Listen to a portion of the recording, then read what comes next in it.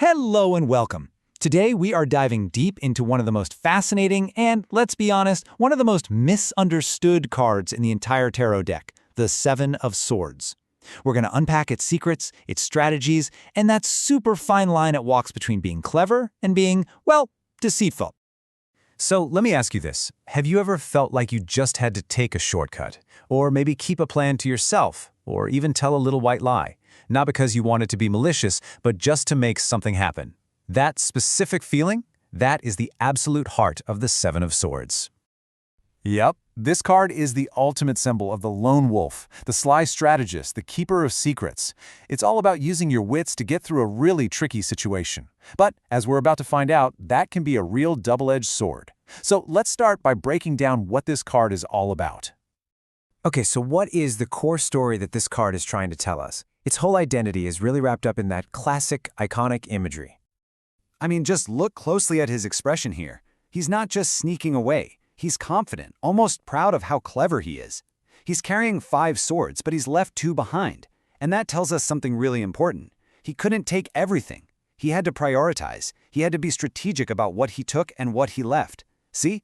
This isn't just about theft. It's a calculated move.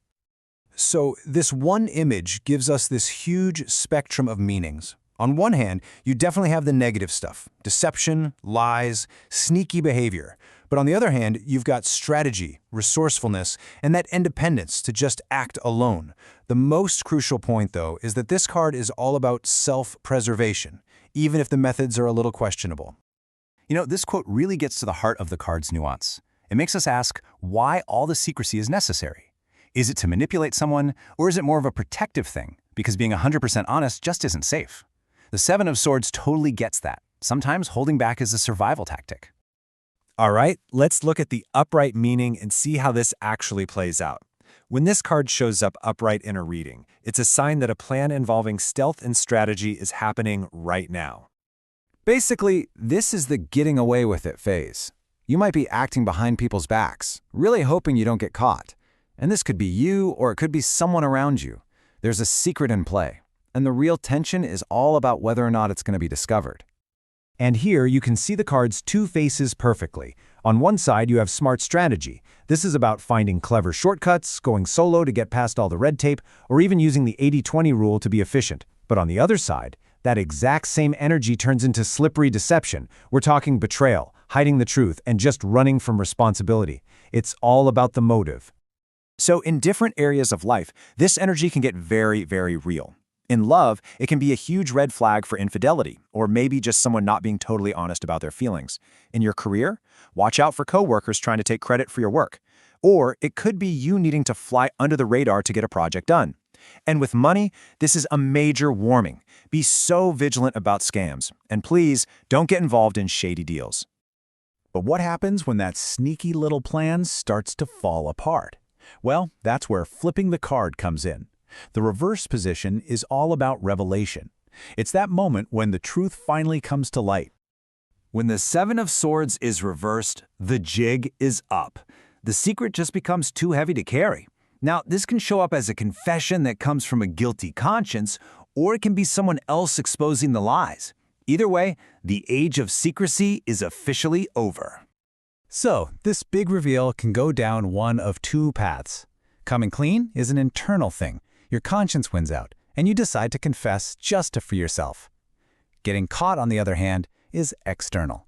Your lies get exposed, you're forced to face the music, and you realize your sneaky strategy just completely backfired.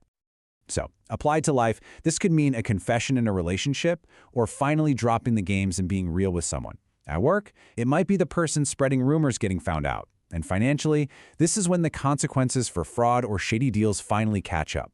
The truth, it seems, always finds a way out. But here's something that's really interesting. The deception isn't always pointed at other people.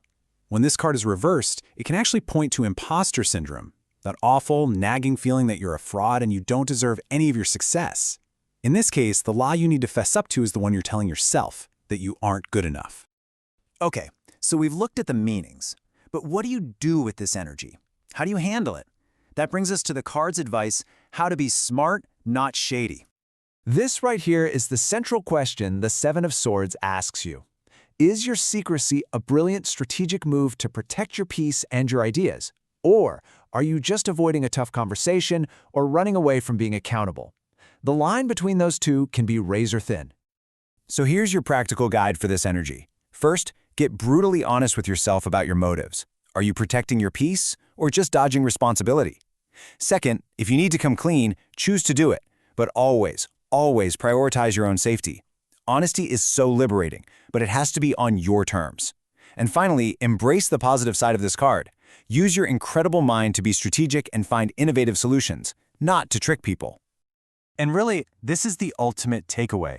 The Seven of Swords isn't some evil card. It's a tool.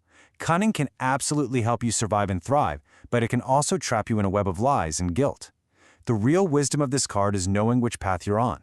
Thanks so much for joining me for this explainer. We've created a beautiful Tarot Infographic Handbook and a Learn Tarot coloring book too. Check them out using the link in the description. See you next time.